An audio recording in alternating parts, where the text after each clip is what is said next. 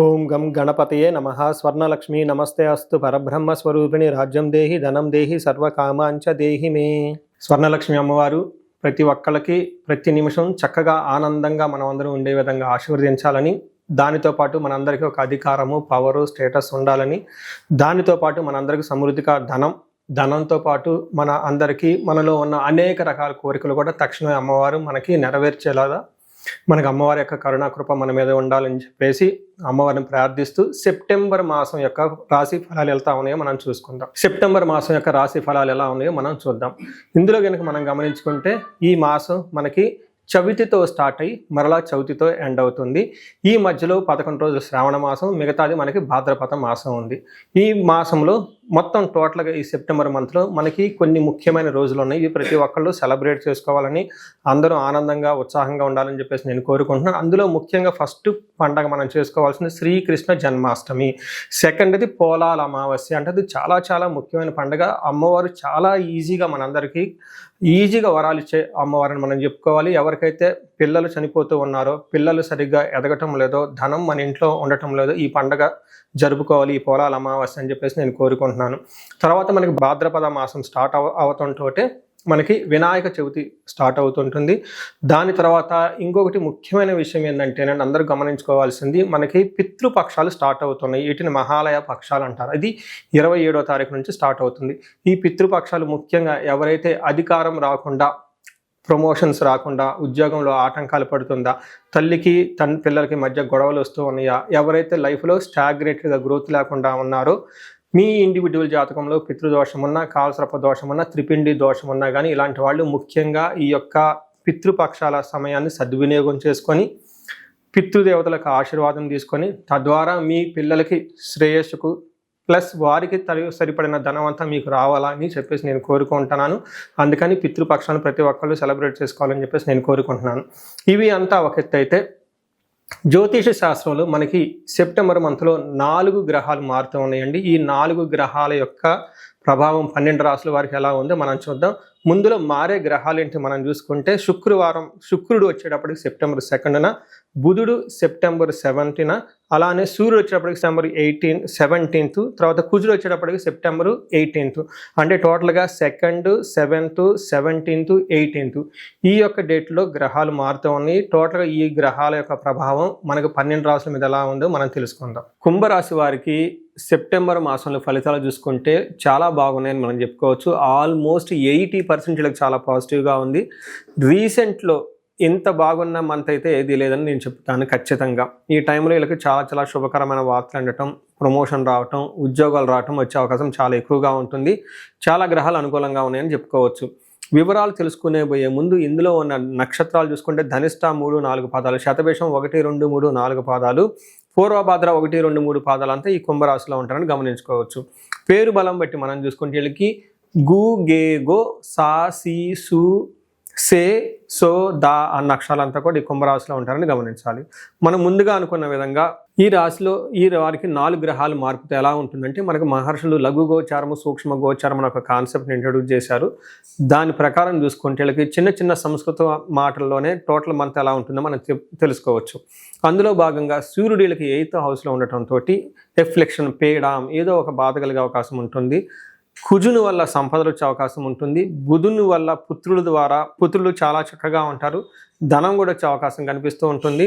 అలానే శుక్రుని వల్ల 9వ స్థానంలో ఉండటంతో ఆ సంపదలు బాగుంటుంది, హ్యాపీనెస్ బాగుంటుంది. వైఫ్ నుంచి లేదంటే హస్బెండ్ నుంచి మంచి సపోర్ట్ వస్తుందని మీరు గమనించుకోవాలి. అంటే ఓవరాల్గా చూసుకుంటే ఈ రాశి వాళ్ళకి చాలా చక్కగా ఉందని తెలుసుకోవచ్చు. ఒక్క సూర్యుడి విషయంలో మాత్రం కొంచెం సహనంగా ఉండాలి, కొంచెం పరిహారాలు చేసుకుంటే మంత్ అంతా చాలా బాగుంటుందని చెప్పుకోవచ్చు. సూర్యుడు 8th హౌస్లో ఉంటే ఏం జరుగుతుంది? సూర్యుడు 8వ స్థానంలో ఉంటే దుర్దోష శత్రు సంవాదో గమనాగమన వ్యధ దుఃఖ వార్తా శృతం శైవ అష్టమస్తే యథా రవిహి అంటారు సంస్కృతంలో.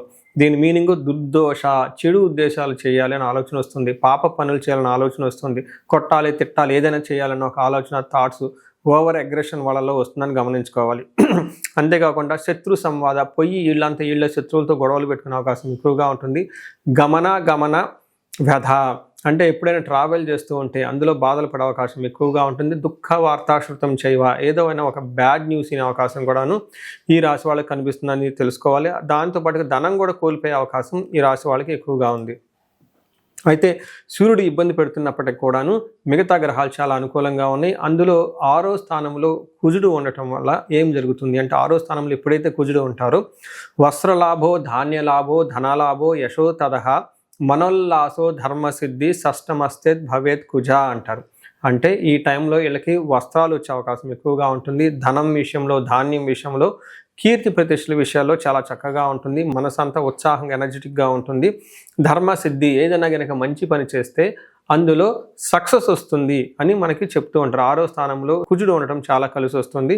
అయితే ఒక్క విషయం జాగ్రత్తగా ఉండాలి. భార్యాభర్తల మధ్య గొడవలు వచ్చే అవకాశం కూడా ఉంటుంది కాబట్టి కొంచెం జాగ్రత్తగా ఉండాలి. అయితే శుక్రుడు 9వ స్థానంలో ఉండటంతో మహాభాగ్య యోగం, లక్ అనేది ఈ రాశి వాళ్ళకు ఉంటుందని మనం చెప్పుకోవచ్చు.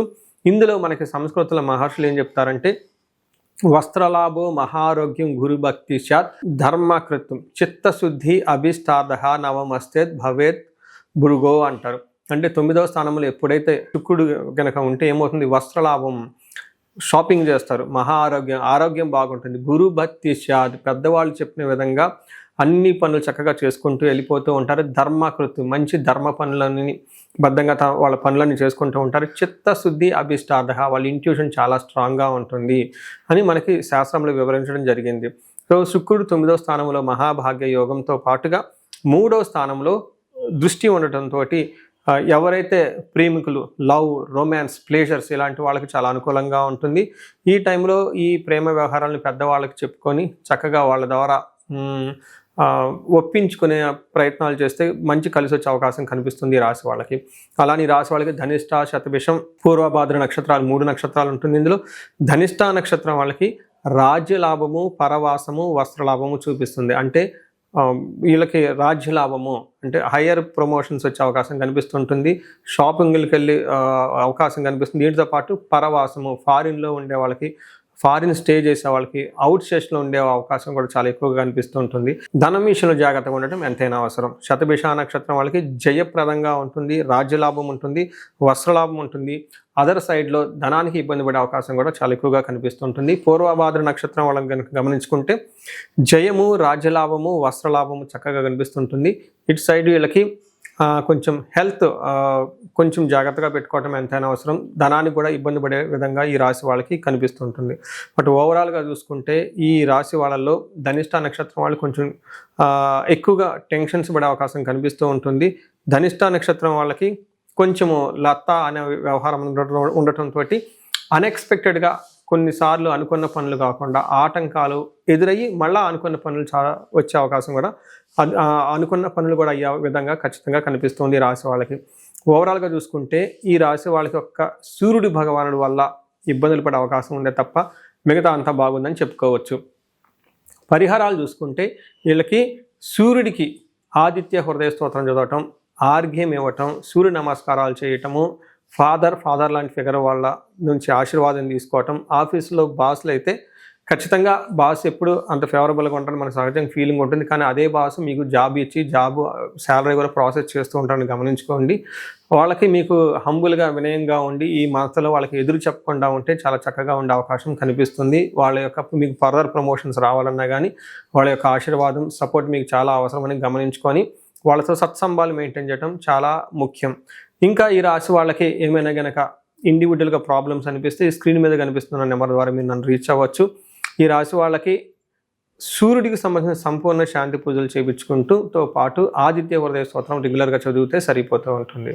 సో ఈ రాశి వాళ్ళకి అష్టైశ్వర్యాలు కలగాలని, భోగభాగ్యాలు కలగాలని, అందరూ చక్కగా ఉండాలని చెప్పేసి కోరుకుంటున్నాను. చూశారు కదండి ఇప్పటిదాకా ఈ మీ రాశి వారికి ఎలా ఉందో. ఇది గోచార రీత్యా మాత్రమే చెప్పడం జరుగుతుంది. దీన్ని మీకు 30 to 40% మాత్రమే అప్లై అవుతుంది. మిగతాది మీ ఇండివిజువల్ జాతకం కనుక చూస్తే అందులో కరెక్ట్గా యాక్యురేట్గా వస్తుంది. ఇండివిజువల్ జాతకంలో చక్కగా దశాభుక్తులు ఉంటే మంచి రిజల్ట్ ఇస్తూ ఉంటే ఇవి బాగుంటే అంతా బాగుంటుంది. ఇన్ కేసు ఇండివిజువల్ దశాభుక్తుల్లో సరైన రిజల్ట్ లేకుండా ఉంటే, మీ జాతకం వ్యక్తిగత జాతకం సరిగా లేకుండా ఉంటే ఇవి వాటికి యాడ్ అయ్యి దానికి తద్వారా బేజులు చేసుకొని కరెక్ట్గా రిజల్ట్ అయితే వస్తుంది. మీ ఇండివిజువల్గా జాతకం చూపించుకోవాలనుకుంటే ఈ స్క్రీన్ మీద కనిపిస్తున్న నెంబర్ ద్వారా మీరు నన్ను కనెక్ట్ అవ్వచ్చు. అంతేకాకుండా నేను ఒక రీసెర్చ్ చేస్తున్నాను. అంటే దాదాపు మిడ్ లైఫ్ క్రైసిస్ అంటూ ఉంటారనమాట. అంటే 40 ఇయర్స్ ఉండి +or- 5 ఇయర్స్, అంటే 35 to 45, ఈవెన్ 48, 50 వరకు ఈ మధ్యలో ఏజ్ ఉండి వాళ్ళకి సక్సెస్ఫుల్గా ఒక 10-15 ఇయర్స్ కెరీర్ ట్రాక్ రికార్డు ఉండి బాగా చదువుకొని ఉండి అన్ని విధాలా చక్కగా లైఫ్లో ఒక బాణంలాగా దూసుకొని వచ్చి, కానీ ఈ టైంలో మీరు ఇబ్బంది పడుతూ ఉంటే సడన్గా జాబ్ లేకపోవటం, సడన్గా బిజినెస్ లేకపోవటం, సడన్గా లైఫ్లో గ్రోత్ లేకపోవటం, చాలా కన్ఫ్యూజ్డ్ అయిన పొజిషన్లో కనుక ఉంటే దీనిని జనరల్గా మనకి మిడ్ లైఫ్ క్రైసిస్ అని చెప్పేసి హార్మోనల్ ఇంబ్యాలెన్స్ అని చెప్తూ ఉంటారు. బట్ జ్యోతిష శాస్త్రంలో దీనికి చాలా చక్కటి పరిష్కారం ఉంటుందండి.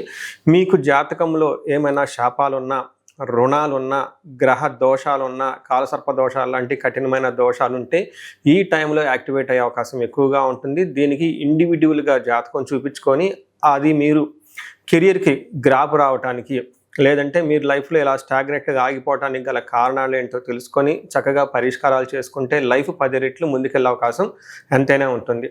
ఇదే కాకుండా నేను ప్రాబ్లమ్ స్పెసిఫిక్గా కూడా చాలా హోమాలు అవన్నీ చేపిస్తూ ఉంటాను. అన్యోన్య దాంపత్య గురించి, అన్యోన్య దాంపత్య పాశుపతాభిషేకం.